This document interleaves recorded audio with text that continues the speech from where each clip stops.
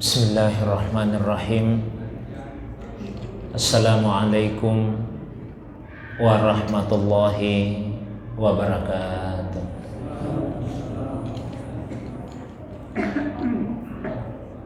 Alhamdulillahilladzi 'allamal Qur'an khalaqal insana wa 'allamahul bayan. Wassalatu wassalamu ala khairil anam Sayyidina wa habibina wa syafi'ina wa maulana Muhammadin wa ala alihi wa ashabihi wa man tabi'an nur alladzi unsila ma'ahu ila yaumil furqan, amma ba'du.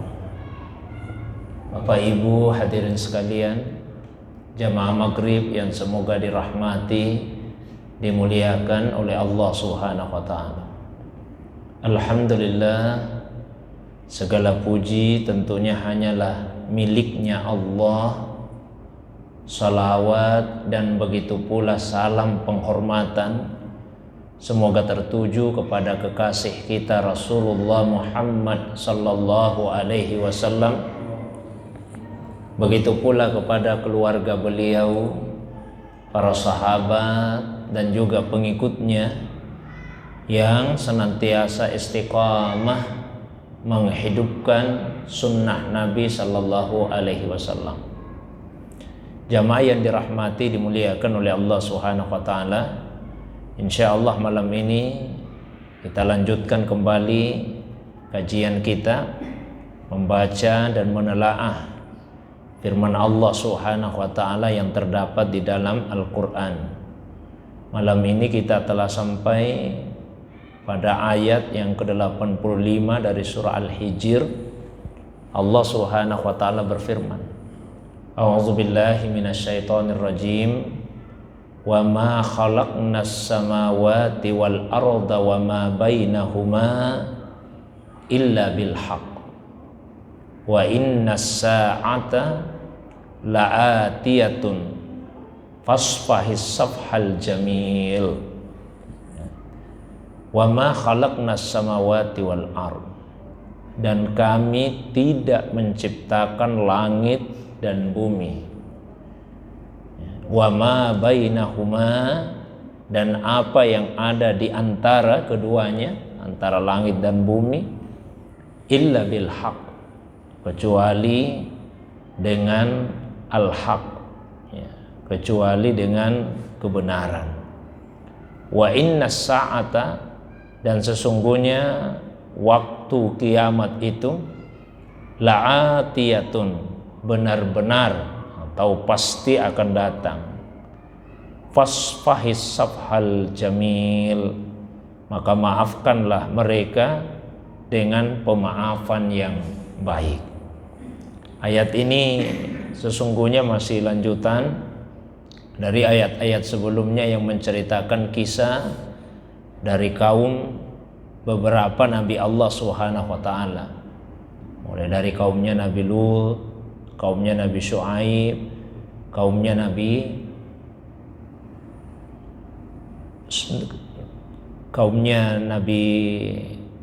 kaum Samud, ya. Mereka semua yang dihancurkan oleh Allah Subhanahu wa ta'ala dengan aneka macam bentuk azab, baik itu suara yang menggelegar, begitu juga dengan bumi yang dijungkir balikkan. Maka kemudian ayat ini menegaskan bahwa itu semua bukanlah cerita-cerita dusta, bukan kebohongan. Itu semua adalah kebenaran.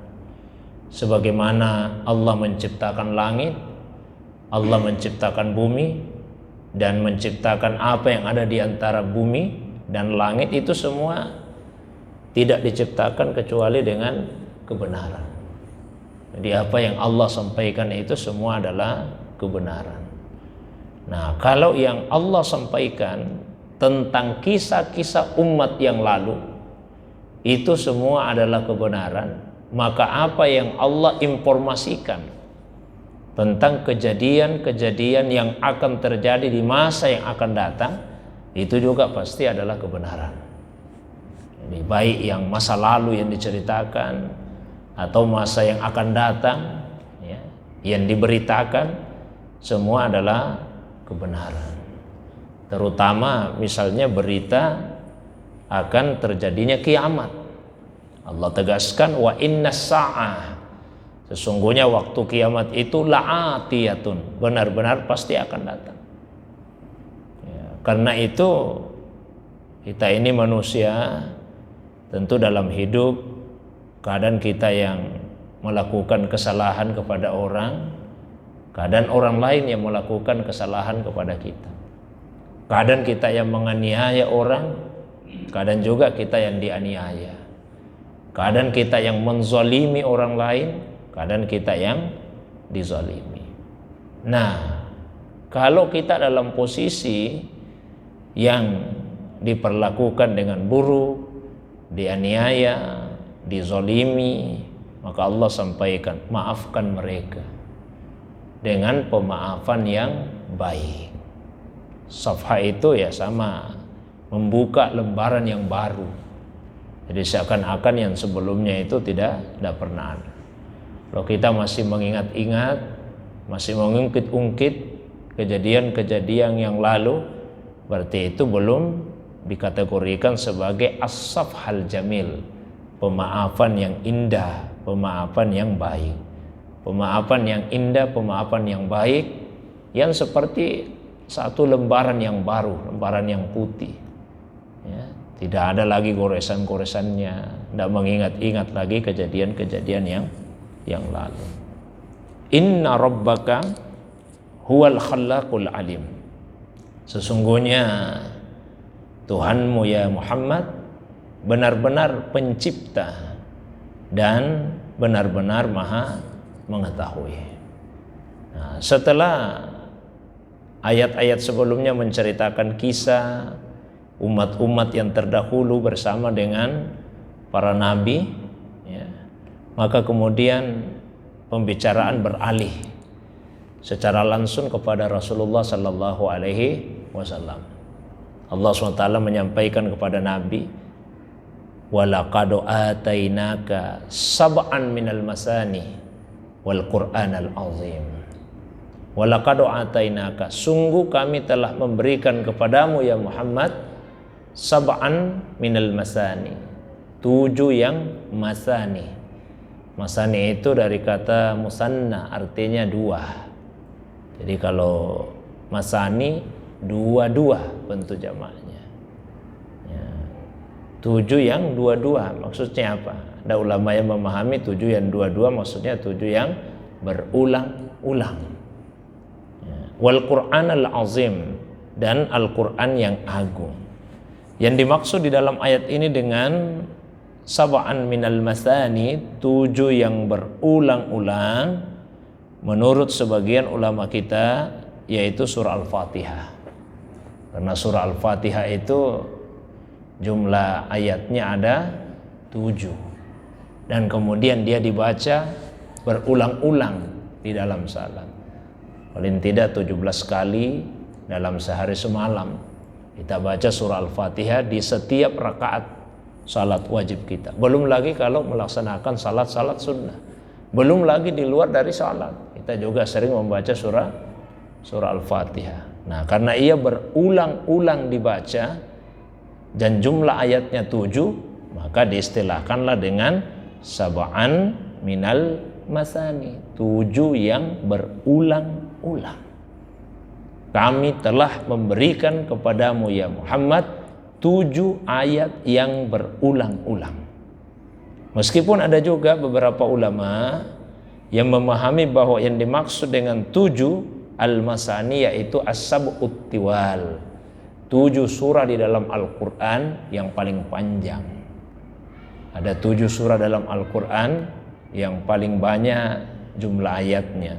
Surah Al-Baqarah, Ali Imran, surah Al-Maidah, surah An-Nisa, Al-A'raf, Al-An'am, Al-Anfal, dan surah At-Taubah. Ini 7 surah paling banyak jumlah ayatnya dalam Al-Quran. Ada sebagian ulama kita yang memaknai seperti itu, tapi lebih banyak ulama yang memaknai sab'an minal masani adalah surah Al-Fatihah. Nah, terus disebut, kami juga memberikan kepadamu ya Muhammad Al-Quran yang agung. Nah, bukankah surah Al-Fatihah itu bagian dari Al-Quran? Atau bukankah 7 surah yang paling panjang, yang paling banyak jumlah ayatnya itu bagian dari Al-Quran? Kalau seperti itu adanya, kenapa mesti disebutkan secara tersendiri? Padahal setelahnya kemudian disebut lagi secara umum. Kami telah memberikan kepadamu surah Al-Fatihah dan juga memberikan Al-Quran yang agung. Padahal Fatihah itu bagian dari Al-Quran. Atau kalau pemaknaan yang kedua, kami telah memberikan kepadamu ya Muhammad 7 surah yang panjang dan juga Al-Quran yang agung. Ini dalam gaya bahasa Arab disebut dengan zikrul am ba'dal khas. Menyebut yang umum setelah sebelumnya disebutkan yang khusus. Penyebutan yang khusus itu sebelum menyebut yang umum untuk menunjukkan keistimewaan dari yang khusus tersebut.